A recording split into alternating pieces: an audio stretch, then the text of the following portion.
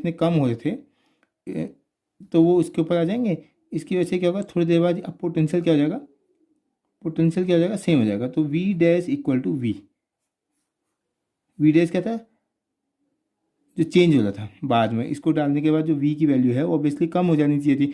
Battery नहीं होती तो वी डैश की वैल्यू ओरिजिनल वी से कुछ ना कुछ कम हो जाती, क्योंकि वो इलेक्ट्रिक फील्ड डिक्रीज होता है, इलेक्ट्रिक फील्ड के डिक्रीज होने से पोटेंशियल भी डिक्रीज होता है। लेकिन यहाँ पे बैटरी के लगे होने से कि पोटेंशियल में कोई चेंज नहीं आएगा, क्योंकि यहाँ से चार्ज जो एडिशनल चार्ज हैं इसके अंदर वो चले गए, जितने वो एडिशनल चार्ज आए तो उसकी वजह से उसका पोटेंशियल मेंटेन हो गया। तो पोटेंशियल क्या हो गया, कांस्टेंट। ये इंपॉर्टेंट बात है, ये ड्यू टू बैटरी, बैटरी की वजह से, और बैटरी ने चार्ज सप्लाई किया, ठीक हो गया।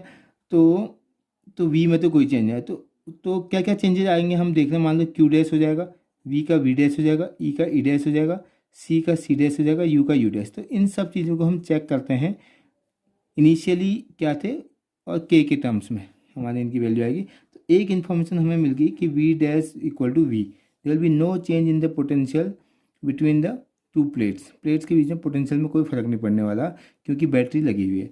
तो अगर पोटेंशियल में कोई फर्क नहीं पड़ेगा तो ऑब्वियसली जो रिड्यूस्ड वो इलेक्ट्रिक फील्ड है उसमें भी कोई फर्क नहीं पड़ेगा, जो नया इलेक्ट्रिक फील्ड होगा उसमें भी कोई फर्क, इलेक्ट्रिक फील्ड डिक्रीज हुआ था लेकिन चार्ज के प्लेट्स में आ जाने से फ्रॉम द बैटरी वो फिर रिकवर हो जा रहा है, तो इलेक्ट्रिक फील्ड में भी कोई फर्क नहीं हुआ, दो चीज़ें तो सेम है। अब आते हैं क्यू के टर्म्स में, क्यू में क्या फ़र्क पड़ेगा। तो तीसरी इन्फॉर्मेशन हमारी पास है, ऑब्वियसली चार्ज तो पहले क्यू थे, बाद में बैटरी से आए हैं, तो क्यू की वैल्यू चेंज हुई है, इंक्रीज हुई है ऐसा लग रहा है। तो क्यू डैश कितना होगा ये निकालना है। तो क्यू डैश निकालने के लिए हमारे पास क्या है, कुछ चीज़ें हैं हमारे पास, जैसे कि हमें पता है कि c dash equal to q dash upon we dash, ठीक हो गया। And we know that c equal to q upon v, ये इनिशियली था, बाद में ये हो गया, डायरेक्टली डालने के बाद ये हो गया, पहले ये था। इन दोनों रिलेशन से हम देखें, इन दोनों को अगर डिवाइड करें तो we dash equal to v है, तो इन दोनों को सी इस इक्वेशन नंबर 2 बोल दें, इक्वेशन नंबर 3 बोल दें। From equation 2 and 3 what will get, C dash upon C. इन दोनों को डिवाइड करें तो 2 डिवाइडेड बाई 3 करेंगे तो 2 डिवाइडेड बाई 3 करेंगे तो c dash upon C equal to q dash upon q, क्योंकि वी डैश और as v dash equal to v, वो दोनों कैंसिल हो जाएंगे। तो सी डैश की वैल्यू हमने पहले निकाल रखी है, यहीं पर हम चेक कर सकते हैं। अच्छा, सी डैश हमें चाहिए, अब सी डैश को भी हम लिख सकते हैं। देखो चौथी चीज़, एक चीज़ और है, जैसे हम डायरेक्टली डालते हैं, डायरेक्टली डालते हैं तो क्या होता है, थर्ड भी हमारा वो इनकम्प्लीट है क्योंकि फोर्थ की ज़रूरत है हमें। तो जैसे हमने डायरेक्टली डाला ना, तो डायरेक्टली डालने से कैपेसिटेंस क्या हो गया, सी equal to epsilon naught k a over D.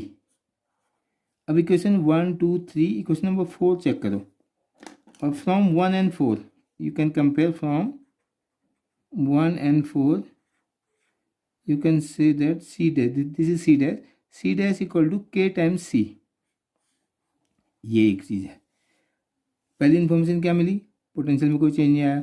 दूसरी, पोटेंशियल डिफरेंस जो है सेम रहेगा, इलेक्ट्रिक फील्ड सेम रहेगा, चार्ज का कुछ अभी पता नहीं है, देख रहे हैं अभी उसकी प्रोसेस में हम। चौथी चीज़ हमें पता है कि कैपेसिटेंस जो है उस पैरेलल प्लेट कैपेसिटर का वो इंक्रीज हो जाता है। इसके लिए भी आप आई बटन में जाके चेक कर सकते हैं कि डायलेक्ट्रिक के पार्शियली फील्ड डायलेक्ट्रिक डालने से या फुल्ली फील्ड डायलेक्ट्रिक डालने से कैसे कैपेसिटेंस की वैल्यू आती है। तो c dash equal to k times सी। तो इक्वेशन नंबर ये मान लो 5 बोल देते हैं हम, तो इसकी वैल्यू अगर यहाँ रखें ना, सी डैश अपॉन सी, सी डैश की वैल्यू क्या है, के टाइम्स सी, इसकी वैल्यू के टाइम्स सी रखोगे, सी से सी कैंसिल, तो यहाँ से क्या आ जाएगा, Q dash equal to k times Q. एक इन्फॉर्मेशन और ही मिल। तो जो हम कह रहे थे कि जो बैटरीज ने चार्ज सप्लाई किया वो कितना चार्ज हुआ, तो वो हम यहाँ से निकाल सकते हैं, that charge will be k times Q. तो वो इंक्रीज हुआ और कितना इंक्रीज हुआ और उसकी वैल्यू क्या आई, कहाँ पहुँच गया, ये आ गया। सी डैश हमारा ये हो गया। और अब एक चीज़ और देख सकते हैं, पांचवी चीज़, यू में क्या फ़र्क पड़ेगा। यू का मतलब पोटेंशियल एनर्जी यू डैश हो गई, ये कितना है, पहले कितनी थी पहले देख लेते हैं, बात का पता चल जाएगा। We know that initially the potential energy U equal to half Q square by C, ठीक है, या हाफ सी वी स्क्वायर कर लो, और अब सी वी स्क्वायर, वी स्क्वायर करने से फायदा क्या है कि वी हमारा कांस्टेंट है, तो यू डैश इक्वल टू क्या होगा, half c dash v dash square, v dash और वी तो इक्वली होने हैं तो वी स्क्वायर, तो v u dash upon u कितना हो जाएगा, u dash upon you equal c dash upon c, once again c dash upon c equal to k, then u dash equal to k times u। तो 5 information हमें मिल गई हैं। when we insert a dielectric between the plates of a parallel plate capacitor and battery is connected, then क्या क्या चीज़ें होंगी, capacitance बढ़ रहा है, ठीक हो गया। दूसरी चीज़ हमारी क्या था जो बढ़ रहा था, वो पोटेंशियल एनर्जी बढ़ रही, इसके अलावा चार्ज बढ़ रहा है। 3 चीज़ें तो क्या हो रही है, वो इंक्रीज हो रही है। पोटेंशियल और इलेक्ट्रिक फील्ड रिमेन सेम, तो चीज़ें सेम रहेगी। तो ये हमारे पास 5 पैरामीटर से 5 के 5 चीज़ें हमने चेक कर ली। तो ये एक केस है व्हाट हैपेंस व्हेन में। इसी का सेकंड केस हम लेके चलते हैं। अ dielectric is inserted between the same parallel plate capacitor when battery is not connected. पहले बैटरी इसमें कनेक्टेड थी, इस पूरा फुली चार्ज हो गया। फुली चार्ज होने के बाद इससे हमने बैटरी हटा दी। बैटरी हटाने के बाद उसमें फिर डाइलेक्ट्रिक डाला। तो डाइलेक्ट्रिक डालेंगे तो क्या क्या पैरामीटर्स चेंज होंगे, उनमें किस टाइप से चेंजेस आएगा वो देखते हैं। हमारे क्या क्या पैरामीटर्स थे, एक डाइलेक्ट्रिक है, डाइलेक्ट्रिक की वजह से कैपेसिटर में क्या चेंज आया, इनिशियली ये सी है मान लो, और इसके अलावा पोटेंशियल में क्या चेंज आया, इसके अलावा इलेक्ट्रिक फील्ड में क्या चेंज आया, इसके अलावा चार्ज में क्या चेंज आया, इसके अलावा पोटेंशियल एनर्जी में क्या चेंज आया। चेंजेस को हम डैश से दिखाएंगे, ई क्यू और यू ये सब डैश में होंगे, ये हमें निकालने हैं in terms of initial values, ठीक है। तो डाइलेक्ट्रिक डालते हैं, मान लो हमने डाइलेक्ट्रिक है, सब फुली डाइलेक्ट्रिक डाल दिया, डी स्पेसिंग का है, इसके बीच में डी है तो डाइलेक्ट्रिक भी फुली है, डी के इक्वल है, और डाइलेक्ट्रिक कांस्टेंट के है। डाइलेक्ट्रिक कांस्टेंट से पहले इसका कैपेसिटेंस कितना था, C equal to epsilon naught A over D. ये तब होगा जब डी से स्पेसिंग है और ए जो है प्लेट्स का एरिया है, ठीक हो गया।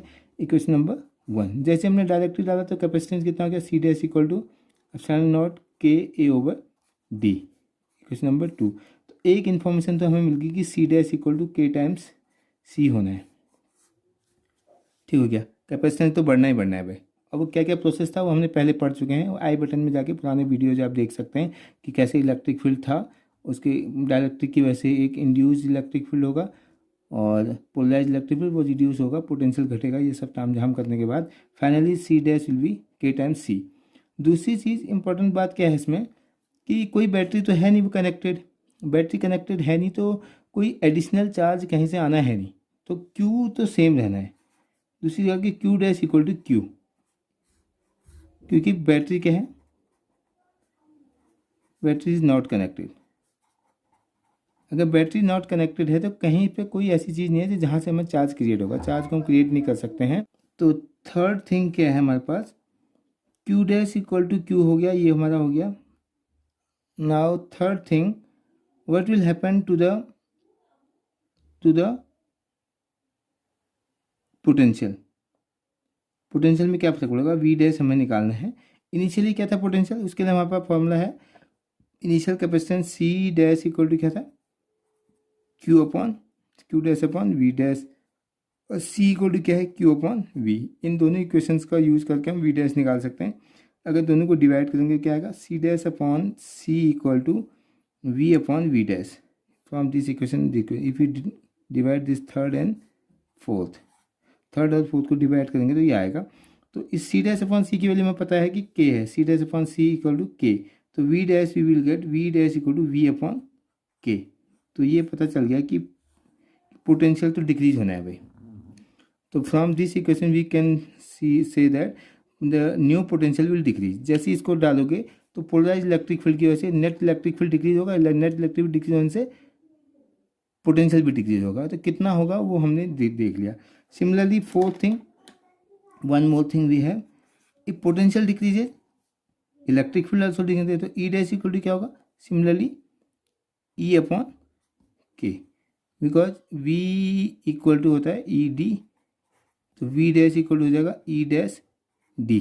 दोनों इक्वेशन को डिवाइड करेंगे तो क्या होगा, इक्वेशन को डिवाइड करेंगे तो V upon we dash equal to E upon E dash, तो ई डैश यहाँ से आ जाएगा ये वी अपॉन वी डैश क्या है, के, तो E dash equal to E upon K आ जाएगा यहाँ से।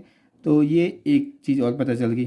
पांचवी चीज़ हमारे पास बचा है सिर्फ क्या, पोटेंशियल एनर्जी में क्या फर्क हुआ, यू डैश। तो यू डैश कितना होगा, फिर से हम देख लेते हैं, यू डैश कितना होगा, हाफ क्यू स्क्वायर अपॉन सी। इसलिए लिया क्यू स्क्वायर क्योंकि हमारे पास क्यू क्या है, चार्ज सेम है, सी जो है सी डैश हो जाएगा, charge Q dash equal to Q है तो इसको ऐसे ही लिख देते हैं। और यू इक्वल टू हमारे पास पता है initially 1/2 Q square upon C. दोनों क्वेश्चन को डिवाइड करेंगे तो U dash upon you equal to हो जाएगा सी अपॉन सी डैश, और सी अपॉन सी डैश कितना है, 1/k, इसी को लिख सकते हैं 1/k। तो इससे हमारा आ जाएगा पाँचवीं चीज, यू डैश इक्वल टू आ गया यू अपॉन के।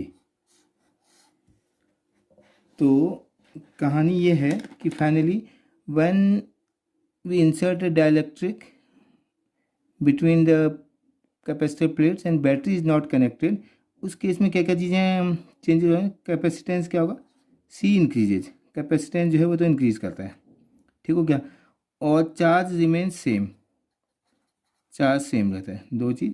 इसके अलावा पोटेंशियल एनर्जी यू, पोटेंशियल और इलेक्ट्रिक फील्ड, ये तीनों क्या होंगे, ये डिक्रीज होती हैं, पोटेंशियल भी डिक्रीज होता है, इलेक्ट्रिक फील्ड भी डिक्रीज होता है और पोटेंशियल एनर्जी भी डिक्रीज होती है, ये डिक्रीज करते हैं और कैपेसिटेंस इंक्रीज करता है। तो दोनों केसेस से हमें पता चल गया कि capacitance always increases whether battery is connected और नॉट, और अलग अलग केसेस में हमने अलग अलग करेंगे।